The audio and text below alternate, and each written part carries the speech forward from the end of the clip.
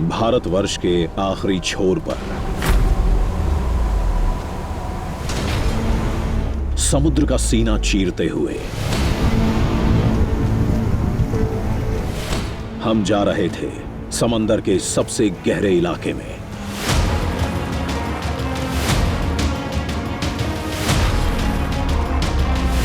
मंजिल थी रामायण से जुड़ी सबसे बड़ी निशानी, राम सेतु।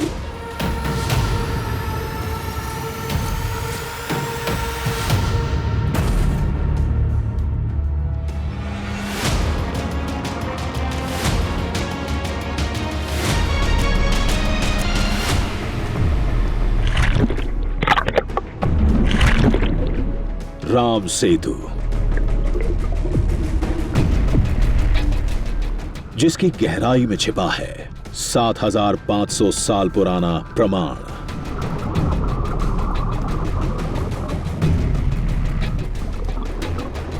पहली बार समंदर के भीतर से खोज कर ला रहे हैं हम।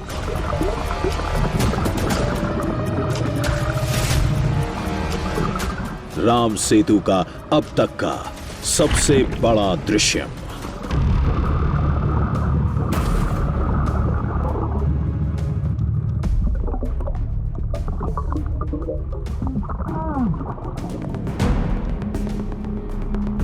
राम सेतु के नाम पर हिंदुस्तान ने अभी तक केवल सैटेलाइट की चंद तस्वीरें देखी हैं।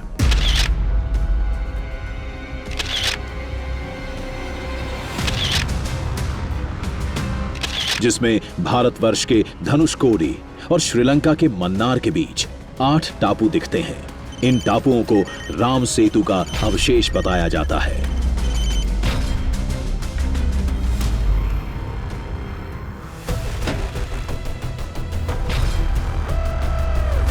आज हम उन टापुओं पर जाएंगे।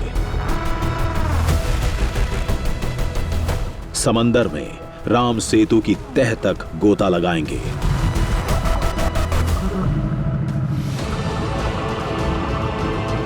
वहां से खोज कर लाएंगे सेतु से जुड़ा सबसे बड़ा साक्ष्य।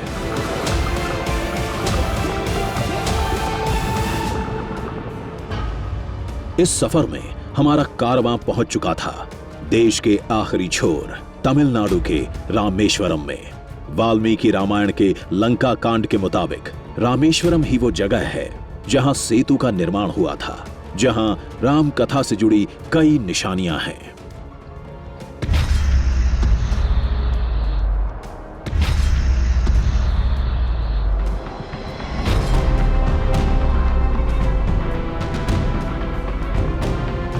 मान्यता के मुताबिक रामेश्वरम में हमारा पहला कदम वहां पड़ा जहां त्रेता युग में श्री राम और उनकी वानर सेना ने सेतु की रणनीति बनाई थी। नाम है राम जी रुका, यानी राम झरोखा।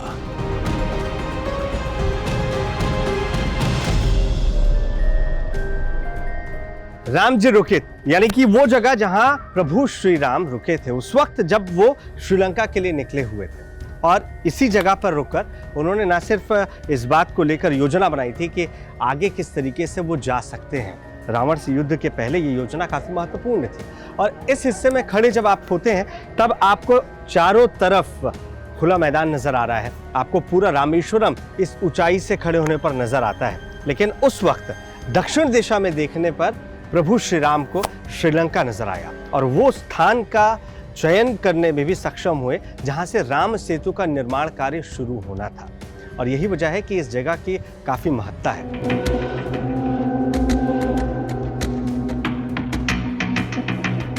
इस जगह में लोगों की गहरी आस्था है। कहते हैं पवन पुत्र हनुमान ने लंका जाने के लिए यहीं से छलांग लगाई थी। भगवान श्री राम लंका जाने से पहले इधर आके विश्राम करके बाद में लंका गए। इधर से योजना बनाकर किधर लंका कई बाजू से लंका की दिशाओं को लंका भगवान इधर से प्रस्थान करके बाद में हनुमान जी इधर से छलांग मार के लंका गए।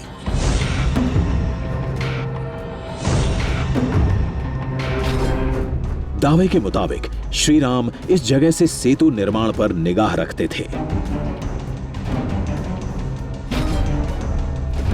राम झरोखा आज भी रामेश्वरम की सबसे ऊंची जगह है, जहां से पूरा समुद्र दिखता है।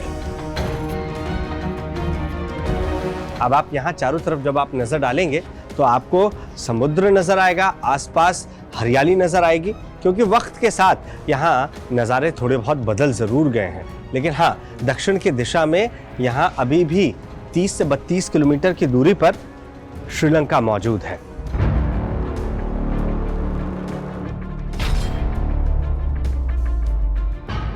वाल्मीकि रामायण में लिखा है, राम सेतु बनाने में 5 दिन लगे थे, जिसकी लंबाई 100 योजन और चौड़ाई 10 योजन थी।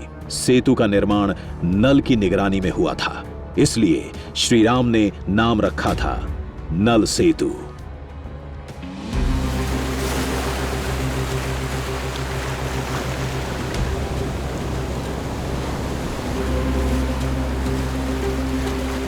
सेतु करई यानी वो जगह जहां नल ने सेतु का पहला पत्थर रखा था।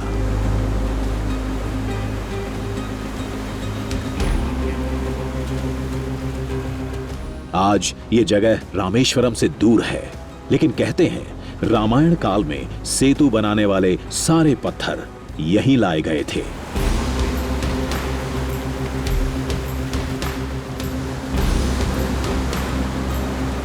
आज निशानी के तौर पर एक छोटा मंदिर है। इस तट पर समंदर की हलचल रामेश्वरम से बिल्कुल जुदा है। सेतु मतलब ब्रिज, करई यानी कि उसका किनारा, यानी राम सेतु का किनारा। किनारा किस लिहाज से? किनारा इस लिहाज से कि जब नल नील ब्रिज बनाने के लिए, सेतु बनाने के लिए पत्थर रखने की शुरुआत कर रहे थे, तो सबसे पहला पत्थर कहीं रखा गया तो वो जगह थी सेतु कराई। कुछ इसी तरीके से समुद्र के किनारे पहले पत्थर रखने की शुरुआत की गई और उसके बाद एक एक कर पत्थरों की ऐसी श्रृंखला बनाई गई जो सीधे आपको यहां से आगे धनुषकोडी होते हुए लेकर जाता है श्रीलंका। और आप देख लीजिए, समुद्र का व्यवहार यहाँ पर आपको रामेश्वरम से बिल्कुल उलट नजर आएगा। रामेश्वरम में जहां वो साफ और शांत नजर आ रहा था, यहाँ आते आते उसका रूप थोड़ा डरावना हो जाता है और वो यहाँ पर हिलोरे मारता हुआ ऐसा लगता है कि आपको अपनी ओर खींचने के लिए आतुर है।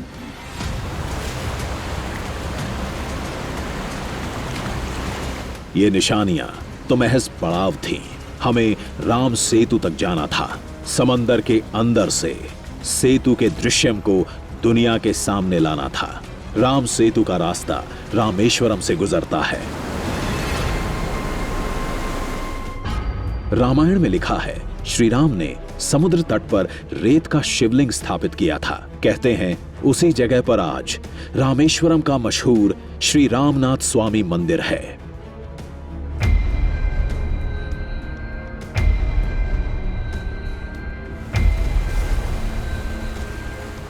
लेकिन उससे पहले हम पहुंचे बेलुंडी तीर्थम।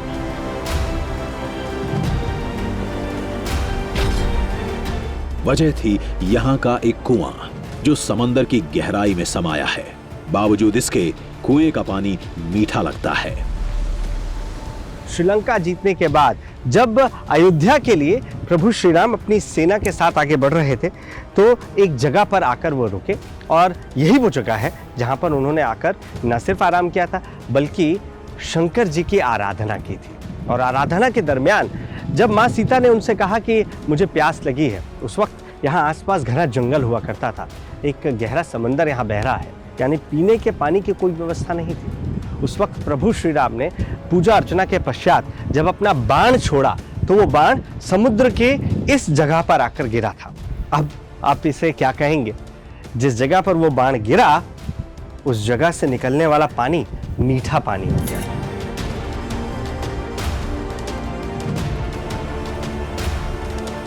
ये भी राम सेतु की उम्र के बराबर है।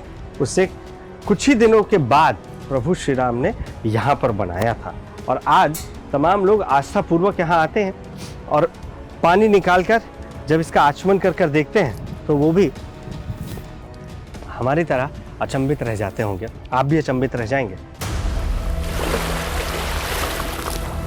समुद्र किनारे का पूरा इलाका, जहां की हवाओं में ही खारापन हो, वहां समुद्र में बना कुआं मीठा पानी देता है। लोगों के लिए ये किसी चमत्कार से कम नहीं।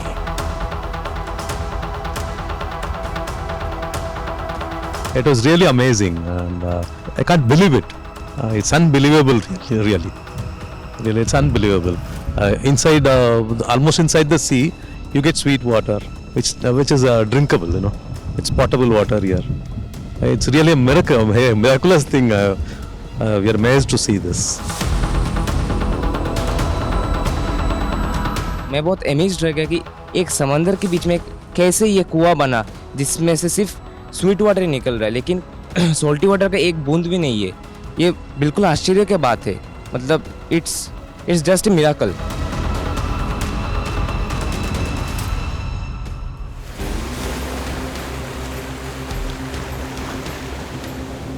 रामेश्वरम का श्री रामनाथ स्वामी मंदिर राम भक्तों के लिए सबसे बड़ा धाम है।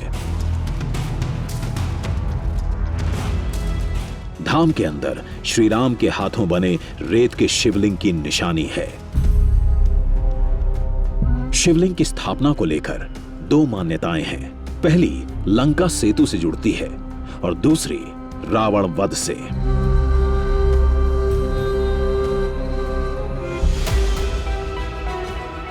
रावण के मारने का दोष हटाने के लिए तो यहाँ से रेती से शिवलिंग बना गया, फिर पूजा किया। ब्रह्म हत्या दोष राजा रामचंद्र भगवान बुद्ध क्षत्रिय ने उनके रावण के मारना था। रावण तो ब्राह्मण का परिवार है, सबसे बड़ा ब्राह्मण का शक्ति हुआ। उनके मारने के समय से पर ब्रह्म हत्या दोष निवारना हटाने के लिए यहाँ से रेती से समुद्र किनारे से बालू मट्टी का रेती का पूजा किया। रामेश्वर है।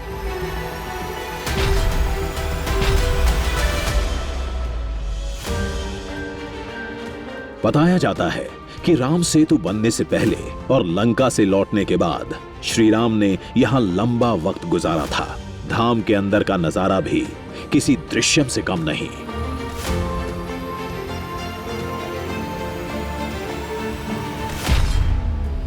अब रामेश्वर में आप इस स्थान की महत्ता इसी बात से समझ सकते हैं कि ये ज्योतिर्लिंग भी है और ये 4 धामों में से एक भी है। हालांकि जो ज्योतिर्लिंग हनुमान जी लेकर आए थे वो भी ज्योतिर्लिंग बाजू में स्थापित नजर आता है। तो काफ़ी कुछ है यहाँ पर जो त्रेता युग को आज के युग से जोड़ता है।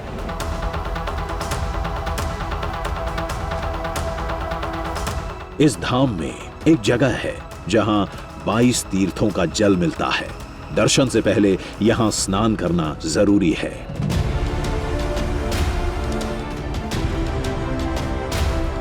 कहते हैं श्री राम ने बाण चलाकर 22 तीर्थों का पानी निकाला था।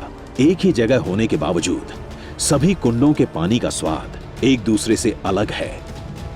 ये थोड़ा नमकीन आपको लग रहा है, बाकी जो जल हमने अभी आचमन किया था वो इससे बिल्कुल इतर था। माना जाता है कि इन तमाम जलों से जो भी स्नान करता है उसकी तमाम दुख दूर होते हैं, तमाम रोग दूर होते हैं। और इस तरीके से कावड़ची तीर्थ है। 22 बाणों के जरिए 22 अलग अलग तीर्थ यहाँ पर बनाए गए थे जिनसे अलग अलग जल निकलता था।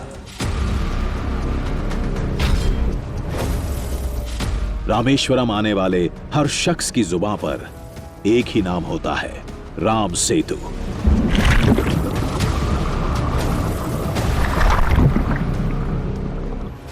हर कोई यही जानना चाहता है वो सेतु कहां है, कैसे देखने को मिलेगा। हमें भी यही जानना था।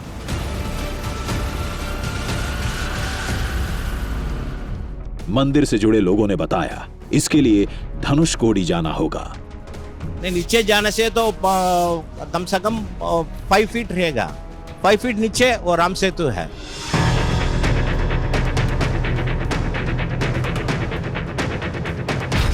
धनुषकोडी रामेश्वरम से 20 किलोमीटर दूर है। लोगों ने बताया वहां से आगे जाने पर आज भी राम सेतु के अवशेष देखने को मिलते हैं। सेतु से थोड़ी दूर 5 फीट गहराई में शिलाएं भी मिल जाएंगी। अब हमारी बेताबी बढ़ती जा रही थी।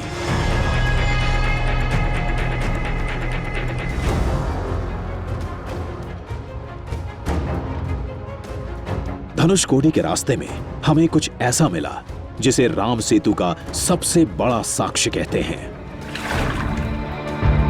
पानी में तैरता ये पत्थर उसी अवशेष का हिस्सा बताया जाता है।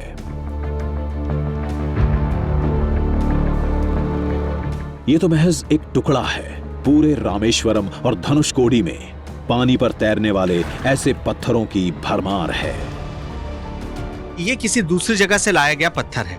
ये भी ठीक ठाक भारी है, यानी तकरीबन 1.5-2 किलो का ये पत्थर होगा। और जब मैं इस पत्थर को पानी में डालता हूं तो देखिए ये सीधा डूब जाता है। दरअसल ये पत्थर बताया जा रहा है कि ये राम सेतु का हिस्सा था, और ऐसे कई पत्थर धनुषकोडी आसपास में आपको मिलेंगे जो राम सेतु का हिस्सा रह चुके हैं। और जैसे ही मैं इस पत्थर को पानी में डुबोता हूं, ये पत्थर नीचे आपको कहीं ना कहीं तैरता हुआ, हिलता हुआ नजर आएगा। दरअसल ये पत्थर रखने के बाद एक बेस तैयार किया गया और उसके बाद कुछ ऐसे पत्थरों को रखा गया जो ऊपर तैरते हैं, और इस तरीके से राम सेतु की संरचना तैयार की गई थी।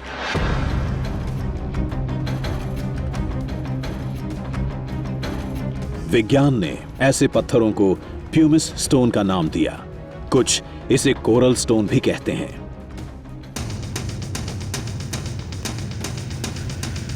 एक पत्थर ने हमारी बेताबी बढ़ा दी थी। हम जल्दी से धनुषकोडी पहुंचना चाहते थे, जिसका वर्णन रामायण में भी मिलता है, जिसके मुताबिक लंका का राजा बनने के बाद विभीषण ने नगर सुरक्षा के लिए सेतु तोड़ने की प्रार्थना की। तब श्री राम ने राम सेतु के एक हिस्से को अपने धनुष से तोड़ दिया था।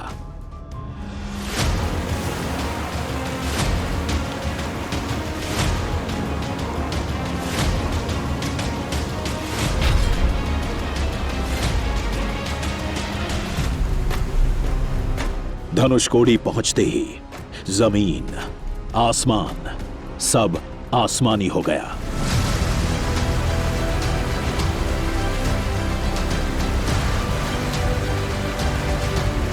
एक तरफ विशाल समुद्र की तेज लहरें थीं,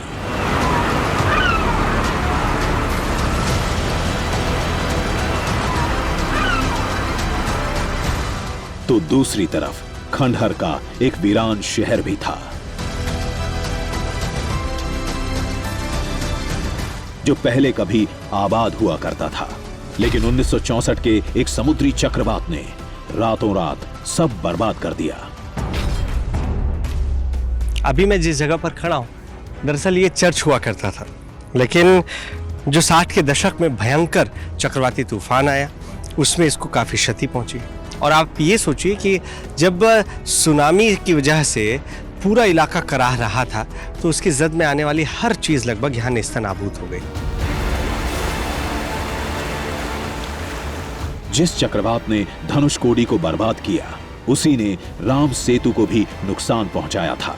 लेकिन कुछ टूटे हुए हिस्से आज भी यहां से आगे समुद्र में मौजूद हैं।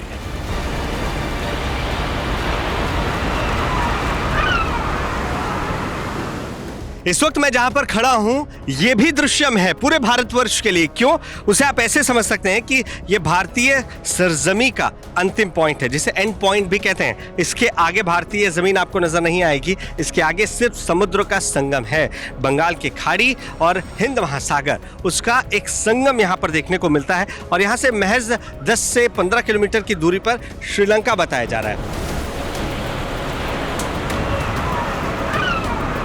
अब आप देखिए कि जहां दो समुद्रों का मिलन हो रहा है, वहां तेज लहरें एक तरफ आपको नजर आती हैं, दूसरी तरफ आपको शांत समंदर नजर आता है, और उसी में एक उथली सी जमीन नजर आती है, जिस पर राम सेतु के साक्ष्य होने का दावा किया जा रहा है। हमने आपसे वादा किया है कि न सिर्फ सतह से बल्कि समुद्र तल की तह से राम सेतु कैसा दिखता है, ये हम आपको दिखाएंगे। तो आगे का सफर अब हमें बोट से करना होगा। आम लोगों के लिए राम सेतु की यात्रा धनुषकोडी पर ही खत्म हो जाती है, लेकिन हमें इससे भी आगे जाना था, जहां बीच समुद्र में इंसान पैदल चल सकता है। अभी हमने भारतीय सरजमीन छोड़ दी है, यानी अब हम उस समुद्र में हैं जो भारत और श्रीलंका के बीच है, और तकरीबन 3 किलोमीटर का सफर अभी हम तय कर चुके हैं, और कुछ ही दूरी पर वो हिस्सा होगा जहां अभी किसी का भी जाना संभव नहीं है।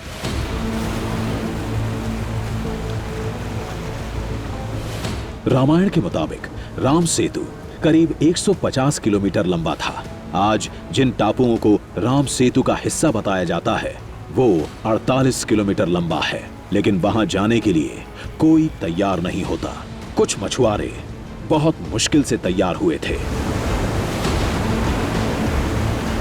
अभी हम लोग कितने दूर आ गए धनुषकोडी से? अभी इधर से 6-7-8 किलोमीटर होएगा श्रीलंका, यानी हम राम सेतु के बहुत पास आ गए। अभी नजदीक है, ये राम सेतु है। यहाँ किसी का जाना संभव है? नहीं, कोई भी नहीं जा सकता है। कोई भी नहीं जा सकता।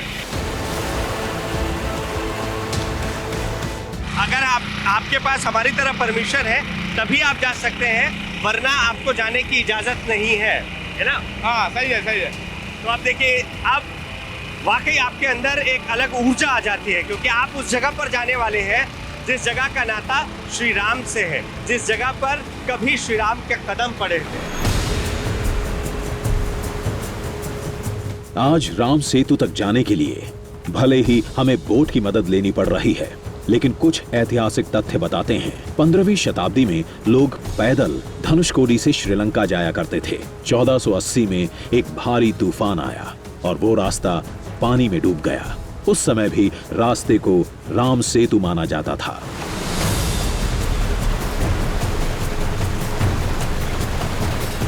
वक्त तेजी से गुजर रहा था। राम सेतु को देखने की बेचैनी बढ़ती जा रही थी। निगाहें पानी से घिरी किसी ऊंचे सतह को तलाश रही थीं।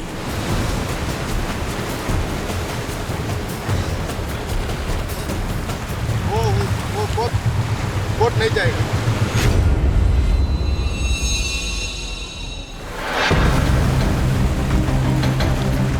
कुछ घंटे की यात्रा के बाद हम समुद्र के उस हिस्से में पहुंच गए जो है तो समुद्र के बीचों बीच, लेकिन गहरा बिल्कुल नहीं।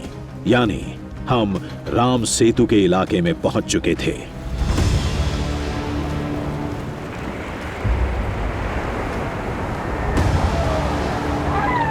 अब देखिए, गहरे समंदर के बीच में एक ऐसी जगह आ गई है जहां से बोट का आगे जाना संभव नहीं है, और यहाँ पर मेरे घुटने से भी कम पानी है, और बताया जा रहा है कि ये वो हिस्सा है जो राम सेतु का हिस्सा है।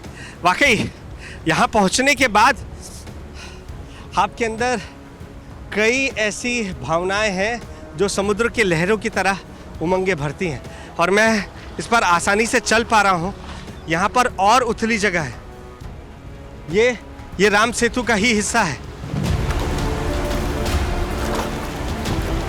यकीन नहीं हो रहा था। बीच समंदर में हम रेतीली जमीन पर चल रहे थे। कहते हैं यही राम सेतु का अवशेष है, जिसे आज से सैकड़ों साल पहले श्री राम की वानर सेना ने तैयार किया था।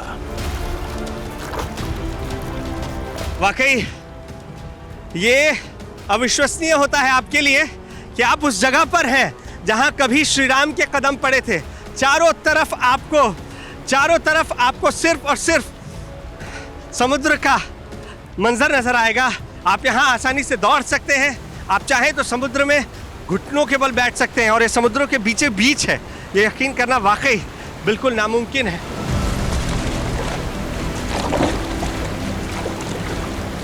भारत श्रीलंका के बीच 8 टापुओं में से हम 5वें पर थे। पहले के 4 हाई टाइड में डूबे थे, लेकिन ये 5वां टापू डूबने से बच गया था। यहाँ से श्रीलंका के मन्नार की दूरी महज 8 किलोमीटर है। देखिए, टोटल जो है आप 8 आइलैंड सैटेलाइट इमेज में देखते हैं, लेकिन जब आप यहाँ पहुँचेंगे तब आपको स्थानीय लोग ये बताते हैं कि यहाँ ज़्यादा से ज़्यादा 18 आइलैंड आपको नज़र आते हैं, और वो चलने पर ही, जैसे ये देखिए, ये पानी में अभी डूब गया है क्योंकि लहरें हाई टाइड की वजह से इसे अपने आगोश में ले चुकी हैं। जिस जगह पर कभी श्री राम के चरण पड़े थे, जहां से पूरी राम सेना लंका गई थी, आज उसी स्थान पर, उसी रास्ते पर हम चल रहे थे। विश्वास करना मुश्किल था। देखिए, ये कह रहे हैं उधर नहीं जाने का। क्यों नहीं जाने का, ये इनसे ही समझते हैं। उधर क्या गहरा है? वो उधर बहुत बड़ा मच्छी, ये दूसरा मच्छी है। उधर से जगह है, मुश्किल का जगह है बहुत। इधर से बहुत मुश्किल का जगह है, इधर कोई नहीं आ सकता है। देखिए, अगर आप इस इलाके से इधर उधर होते हैं तो गहराई का तो खतरा है ही, बाद में कुछ समुद्री जीव हैं जो आपको नुकसान पहुंचा सकते हैं। यानी आप समझ सकते हैं कि सिर्फ वही जगह जो राम सेतु कही जाती है, वहीं पर ऐसा क्यों हो रहा है कि आप चल भी सकते हैं। ऐसा लग रहा है कि ये देखिए, ये पूरी रेत है। ये रेत, ऐसा लग रहा है मैं समुद्र के किनारे पर हूँ। और ये एक दूसरा टापू यहाँ पर मेरे पीछे आप देख रहे हैं, ये भी इसी का ही हिस्सा था। समुद्र के बीच में सतह इतनी ऊंची कैसे है? इसे किसी इंसान ने बनाया है या कुदरत ने? इसे लेकर कई साल तक रिसर्च हुआ, जो यही बताता है कि यह जगह राम सेतु का अवशेष है, जो मानव निर्मित है।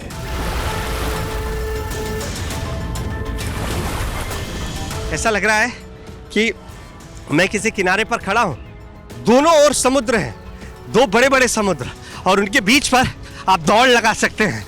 ये तभी संभव है जब आप उस जगह पर मौजूद हो जिस जगह को किसी और ने नहीं बल्कि श्री राम ने बनाया है।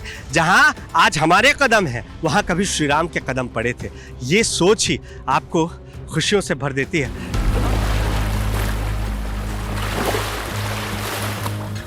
अभी सतह पर रेत नजर आ रही थी, लेकिन त्रेता युग में सतह पथरीली थी। कहते हैं जलवायु परिवर्तन की वजह से पत्थर दबते चले गए। वो आज भी दिखते हैं इस सेतु के नीचे, समुद्र की तह में।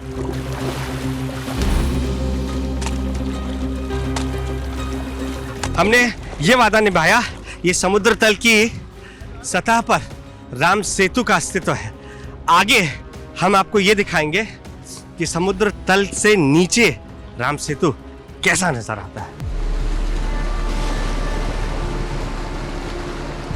इस जगह को छोड़ने का मन नहीं था, लेकिन जाने का वक्त हो गया था। हमने सेतु पर अंतिम निगाह डाली, एक बार और स्पर्श किया और निकल पड़े अगले सफर पर।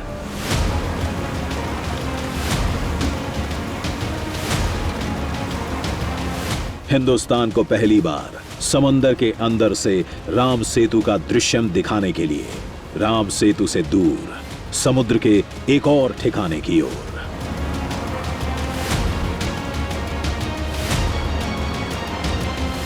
राम सेतु देखने वाले धनुषकोडी से लौट जाते हैं।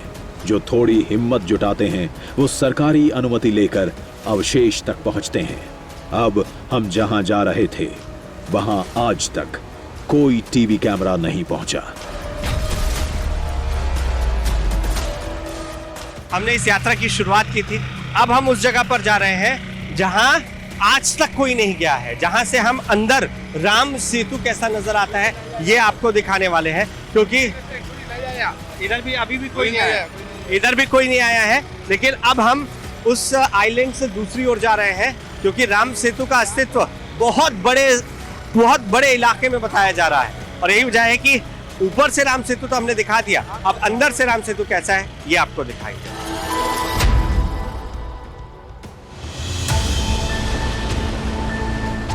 कैसा दिखता होगा राम सेतु का समुद्र में डूबा हिस्सा? क्या तैरते पत्थर भी दिखेंगे? ऐसे कई सवालों के जवाब हासिल करने थे, लेकिन समंदर की गहराई में उतरने के लिए खास तैयारी करनी थी। शाम हो चुकी थी। इस मिशन को कल अंजाम देंगे।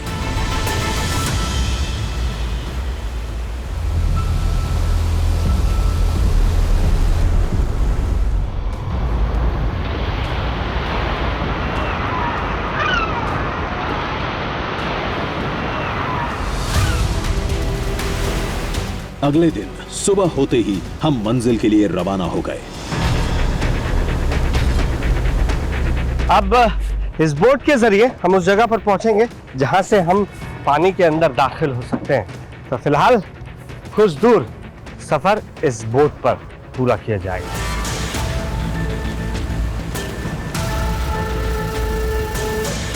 समंदर के अंदर राम सेतु के दृश्यम की तलाश में रोमांच भी था और थोड़ा डर भी।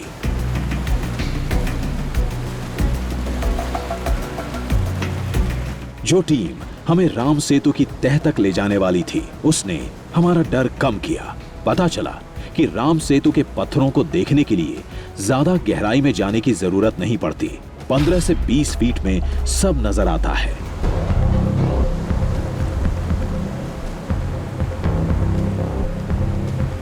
बीच समुद्र में बोट की रफ्तार धीमी हो गई। हम एक बार फिर राम सेतु के इलाके में प्रवेश करने वाले थे।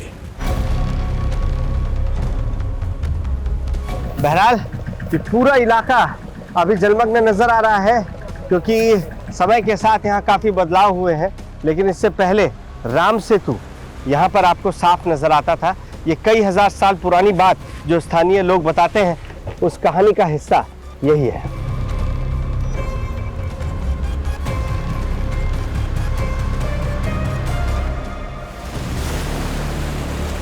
पौराणिक साक्ष्यों के मुताबिक राम सेतु का इलाका बहुत बड़ा था, लेकिन 1480 और 1964 के चक्रवात ने उसे कई हिस्सों में तोड़ दिया। हम ऐसे ही एक हिस्से में पहुंचे थे जो पानी में पूरी तरह डूब चुका है, लेकिन सतह बहुत गहरी नहीं है। कुछ देर बाद हम ऐसे हिस्से में पहुंचे जहां समुद्र की सतह और पत्थर साफ दिख रहे थे। समुद्र की गहराई के बीच अचानक से हम एक ऐसी जगह पर आकर ठहर गए, या यूं कहिए कि इस जगह ने हमें ठहरने के लिए मजबूर कर दिया, जहां आज भी राम सेतु के साक्ष्य हमें समुद्र के भीतर नजर आ रहे हैं। एकाएक गहराई के बाद ये उथली सी जमीन नजर आने लगी, और उसके बाद ये देखिए नीचे आपको राम सेतु के पत्थर नजर आ रहे हैं।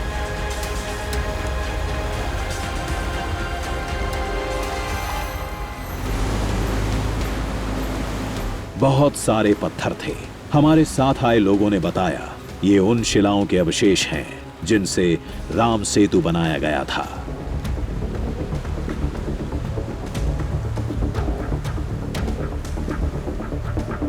ये सब सुनने और देखने के बाद हम खुद को रोक नहीं पाए।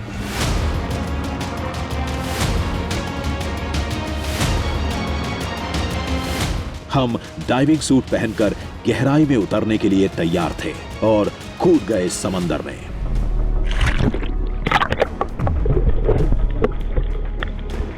ये खतरनाक हो सकता था, लेकिन गहराई कम थी तो हमने ये खतरा उठा लिया।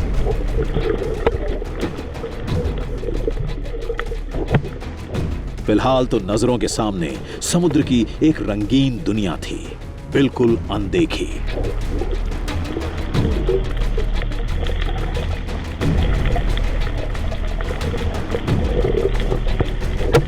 हमें उन शिलाओं को खोजना था जिन्हें पूरी दुनिया राम सेतु का अवशेष मानती है।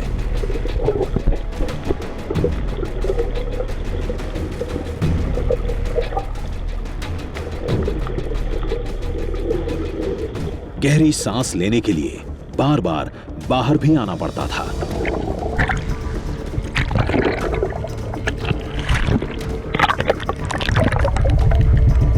लेकिन हमने कोशिश जारी रखी। फिर हमें सतह पर कुछ पत्थर दिखे, बहुत पुराने।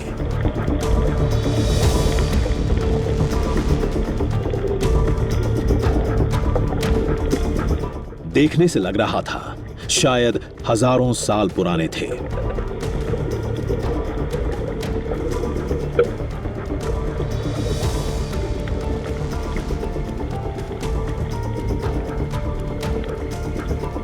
जिसे प्यूमिस, कोरल और न जाने कितने नामों से पुकारा जाता है, लेकिन इसे हिंदुस्तान ही नहीं पूरी दुनिया राम सेतु से जुड़ी शिला मानती है। –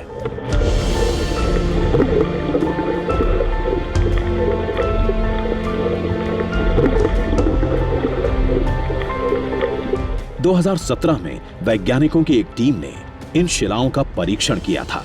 टेस्ट में ये पत्थर 7500 साल से भी पुराने साबित हुए थे, यानी करीब रामायण काल के।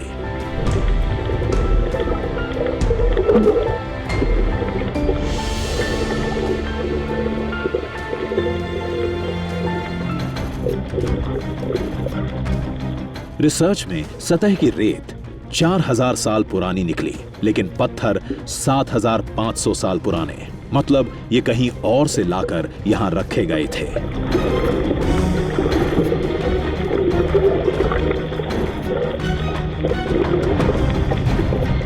वो शोध इसी निष्कर्ष के साथ खत्म हुई थी कि सेतु प्राकृतिक तौर पर नहीं बल्कि इंसानों ने बनाया था, यानी श्री राम और उनकी वानर सेना ने।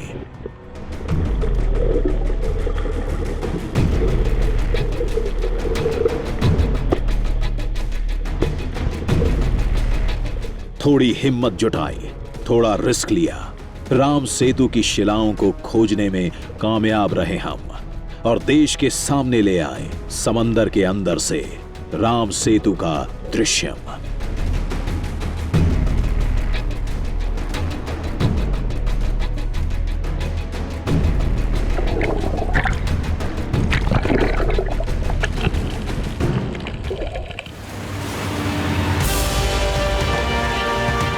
राम सेतु कितना पुराना है, इसे इंसान ने बनाया है या कुदरत ने, इस पर लंबे समय से बहस छिड़ी है।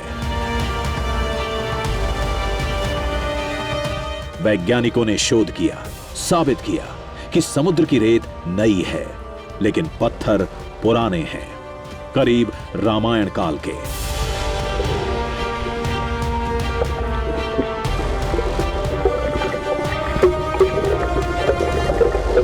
राम कथा की रिसर्च में सालों से जुटे जानकार भी यही मानते हैं। ये जो रेत है वो नया है विज्ञान के अनुसार, मैं अपनी ओर से कुछ नहीं कह रहा। रेत नया है, पत्थर उस पर पुराने हैं, तो आखिर वो पत्थर आए कैसे? समुद्र तो ढो के लाया नहीं उनको, या इन वैज्ञानिकों ने किसी ने ढोया हो, इनके पूर्वजों ने ढोया हो। वो पत्थर मनुष्य ने लाकर वहां लगाए तभी तो आए, नहीं तो पहुंचे कैसे? तो फिर रेत में दबे हुए हैं।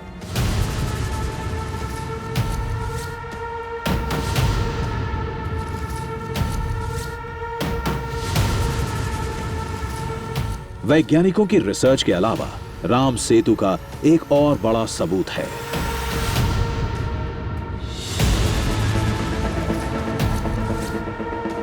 हमारे वेद और पुराण वाल्मीकि रामायण के 2 श्लोकों में राम सेतु का विस्तार से वर्णन किया गया है।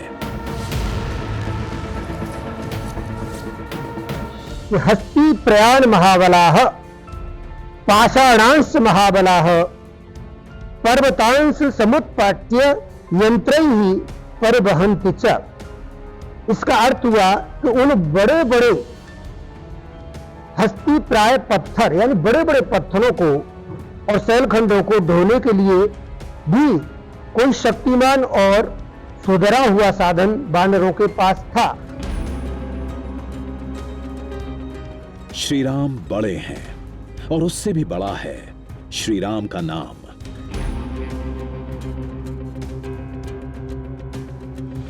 और सबसे बड़ी है श्री राम से जुड़ी आस्था, जो किसी शोध या साक्ष्य की मोहताज नहीं।